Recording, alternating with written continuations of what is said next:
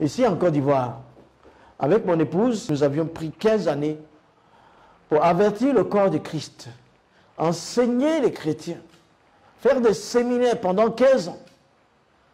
Dans toutes les églises dites missionnaires, je n'ai pas honte de dire les noms, les assemblées de Dieu, le réveil, les méthodistes, le SEMA, et tout ce qui est église missionnaire. Mais bon, 15 ans après, il y a encore des trous. Je veux faire une esquisse, expliquer aux frères et sœurs en Christ. Ce ne sera pas un séminaire. Et nous avons marre de voir des musulmans qui partout utilisent la Bible dans tous les sens et s'illustrent. Il faut que toi tu saches que quelques vérités sur l'islam. Hein? Aujourd'hui, je vais commencer tout simplement, je vais aborder comme tout simplement pour te dire la définition du mot islam. Qu'est-ce que islam? Qu'est-ce que islam? Qu'est-ce que l'islam? La définition du mot islam. Le Coran dit dans sa sourate 3, le verset 84 à 85. Sourate 3, verset 84 à 85. Il dit la vraie religion, c'est l'islam. On est en train de chercher la définition du mot islam. Ok, nous n'avons pas de problème avec ça. La vraie religion, c'est l'islam parce que l'islam, c'est une religion. Mais oui, c'est une religion. On est d'accord avec vous. L'islam, c'est une religion. Vous êtes des religieux. Mais nous, chrétiens, nous ne sommes pas des religieux. Nous sommes des disciples de Jésus. Nous sommes des disciples de Jésus en réalité, en vérité. Et en réalité, nous sommes des disciples de Jésus. Nous ne sommes pas des religieux. La religion ne donne pas de relation à l'homme. L'islam est une religion. Il n'y a pas de relation en religion. Mais le disciple-là donne la relation. Jésus est notre maître. Nous recevons son enseignement, nous appliquons dans notre vie et nous partageons aux autres. Le christianisme n'est pas une religion. L'islam est une religion. Voilà. 3e sourate, verset. Il dit c'est la vraie religion. 3e sourate, verset 84 à 85. Ça, c'est l'islam. Sourate 3, verset 60. Le Coran, ça va dire qu'Abraham était ni juif, ni chrétien, mais plutôt musulman. Sourate 3, 60. Chapitre 3 du Coran, verset 60. Il dit Abraham n'était ni juif, ni chrétien, mais plutôt musulman. On est en train de chercher la définition du mot. Hein?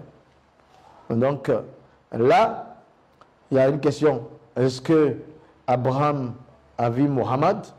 Non. Non. Est-ce qu'au temps de Mohammed, l'islam, au temps d'Abraham, l'islam existait? Non. Dans Sourate 5, 111, le Coran dit, parce que le Coran parle, on va entrer dedans plus tard, il parle aussi de Jésus, il parle des disciples. Il y a 25 prophètes de la Bible qui figurent dans le Coran. Les disciples de Jésus, le Coran dit dans sa 5e sourate, au verset 111, les disciples de Jésus disent qu'ils sont musulmans. Ah, bon, c'est quel type d'islam? Hein? C'est le Coran qui dit ça. Vous imaginez? Jean-Pierre ne peut pas dire qu'ils sont musulmans. Donc si le Coran le dit, il y a quelque chose en bas. Nous cherchons la définition du mot islam. Sourate 27, verset 91, il y a quelque chose ici. Allah, le Dieu du Coran, nous allons avoir parlé de lui plus tard. Allah recommande à Mohammed, son prophète, de devenir musulman. Alors, qu'est-ce que ça veut dire? Mohammed n'est-il pas le fondateur de l'islam? Comment n'est-il pas assez musulman pour que Allah le lui recommande maintenant? Ok, nous cherchons la définition du mot islam. J'espère que vous me suivez. Mettez-vous en tête que nous voulons trouver la définition du mot islam. Alors, la question que je pose ici, de quel islam s'agit-il? Où Mohammed n'est pas assez musulman au point qu'Allah lui demande de devenir, où les disciples de Jésus doivent devenir musulmans, où Abraham était musulman. Quel type d'islam alors? Parce que tout cela, à part Mohammed, n'ont pas vu l'islam tel que nous le voyons maintenant. Alors, la réponse à la question, c'est que, première réponse, le mot islam vient d'un autre mot, salam, vient de salam. Islam vient de salam. Islam vient de salam. Et salam veut dire paix. Salam veut dire paix. C'est comme l'hébreu dirait shalom. Donc, de salam est sorti islam. Donc, réponse 2. Islam veut dire alors soumission. Islam veut dire soumission. Ça va de pair. C'est bon, ça, tout ça c'est bon. Islam veut dire soumission. Islam veut dire soumission et il vient de salam qui est un autre mot qui veut dire paix. Bon, là où il y a la soumission, il y a la paix. Là où il y a la paix, il y a la soumission. Tout ça c'est bon. C'est bon, ce sont des choses réelles. Ce sont des choses vraies. Alors, que veut dire musulman? Un musulman, donc, est une personne qui est soumise à Dieu. Une personne qui est soumise à Dieu. Ces personnes, dans le sens, c'est Dieu dans le sens général. Ici, on est dans l'étymologie, ce n'est pas la religion. Ici, dans la définition du mot, ce n'est pas religieux, c'est de l'arabe. C'est l'étymologie du mot musulman. Ça veut dire toute personne qui vit sur le globe et qui se soumet au Dieu créateur de l'univers, on pourrait l'appeler musulman. Donc, c'est rien de mal. Ça ne veut pas dire une personne qui se tourne vers le soleil levant et fait ses prières, ses 5 prières rituelles à la manière d'islam. Non, ça ne veut pas dire ça. Ça veut dire que toute personne que vous rencontrez et vous avez le témoignage que cette femme ou cet homme est soumis à Dieu, on pourrait l'appeler musulman dans l'arabe. Et ça veut dire que, et puis, islam, ça veut dire soumission. Toute personne qui est soumise à Dieu, voilà, ça sort, soumission, islam. Muslim, ça veut dire musulman, soumis. C'est pourquoi il disait que Abraham est musulman, parce que en français, on a écrit musulman, mais en arabe, on aurait dit Abraham est soumis. Hein? Quand on dit Abraham est soumis, c'est écrit Abraham muslim. Abraham est musulman. Toute personne qui est soumise à Dieu peut appeler musulmane. Donc c'est juste que dans la définition du mot islam, voilà, ça veut dire que l'islam c'est soumission et un musulman c'est une personne qui est soumise à Dieu. Dans le Coran, Jésus est là et les disciples sont là. Les disciples ont simplement dit nous sommes soumis à Dieu. C'est quand ils ont dit nous sommes soumis à Dieu, quand on écrit en français, ça veut dire nous sommes musulmans. Tu vois? Donc, vous comprenez, sinon les disciples ne sont pas des musulmans à la manière que nous voyons. Mais le vrai sens de l'islam, c'est toute personne qui soit soumise à Dieu. Et un musulman, c'est toute personne. Le vrai sens de l'islam, c'est soumission. Et un musulman est toute personne soumise à Dieu. Mais voilà maintenant, je vais vous dire. L'islam, c'est soumission. C'est une grande religion. Écoute-moi maintenant. Il y a quelque chose derrière que je vais te dire. Le seul problème, c'est que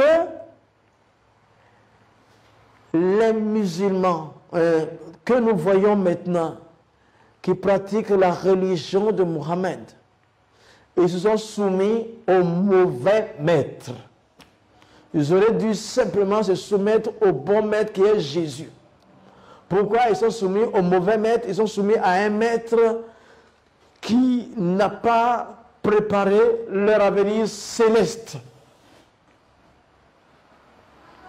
qui ne leur a pas donné l'assurance du salut.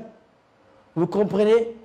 Ils sont soumis à une entité qui n'a pas pris soin de leur avenir céleste, qui simplement a dit, prie 5 fois par jour, fais plus de bonnes actions que de péchés.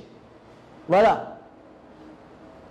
S'ils étaient soumis à Jésus, il leur a dit, c'est par la grâce que vous êtes sauvés. Il y a eu juste qu'il y a eu une séduction. Il y a des milliers de personnes qui ont été séduites pour se soumettre à une autre divinité que Jésus-Christ. C'est ça la chose. C'est pourquoi vous et moi, nous devons leur révéler en vérité qui est le Dieu de la vérité, qui est la vérité, qui a dit « Je suis la vérité, je dis la vérité, et en vérité, qui me convaincra de péché? Je suis le chemin, je suis la vérité, je suis la vie. » C'est à nous de révéler à ces centaines, à ces milliers de musulmans que vous êtes soumis, vous avez été séduits, vous êtes soumis à un maître qui n'est pas le vrai. Et le vrai maître, Kaolul Haq, celui qui est la parole de vérité, c'est Jésus. Il y a Surul Masih, Jésus le Messie. Il y a Surul Masih, c'est lui qui dit Annahu atariq wal haq wal hayat. Je suis le chemin, la vérité et la vie. Voyez-vous, je vais conclure ce premier numéro de vérité et réalité en vous disant que peut-être que le seul problème que je me suis causé, c'est le fait d'avoir accepté Jésus et d'avoir témoigné que je suis fils d'imam, petit-fils d'imam, et que j'ai été imam. Je dis même souvent 10 ans, mais normalement c'est plus que ça, parce que mon père était missionnaire. Partout, mon père, c'est mon père, il bâtissait des mosquées. Partout où il allait, il bâtissait des mosquées. Et j'ai toujours été son assistant. J'ai été imam parce qu'à chaque fois qu'il était fatigué, c'est moi qui prenais le relais, jusqu'à ce qu'il ne puisse plus vraiment conduire. Et ça a été pour moi l'appel de Jésus qui m'a pris là. Et la réponse que le Saint-Esprit a faite dans mon cœur, d'accepter l'appel de Jésus et de témoigner, a été pour moi une raison pour des centaines de musulmans, pour chaque jour m'insulter. C'est peut-être l'erreur de ma vie qui est la bénédiction de ma vie. C'est la grande bénédiction. Je ne regrette pas d'avoir choisi Jésus. Je suis Koné Moussa, né en 1953. Je suis petit-fils d'imam, je suis fils d'imam, je suis pasteur depuis plus de 30 ans maintenant. Que le Seigneur vous bénisse. Tous les musulmans, je vous invite à faire comme moi. Donnez vos vies à Jésus-Christ. C'est là la vraie soumission. C'est là le vrai islam. C'est en Jésus-Christ. C'est là le vrai salut. En vérité et en réalité. Au nom de Jésus. Amen.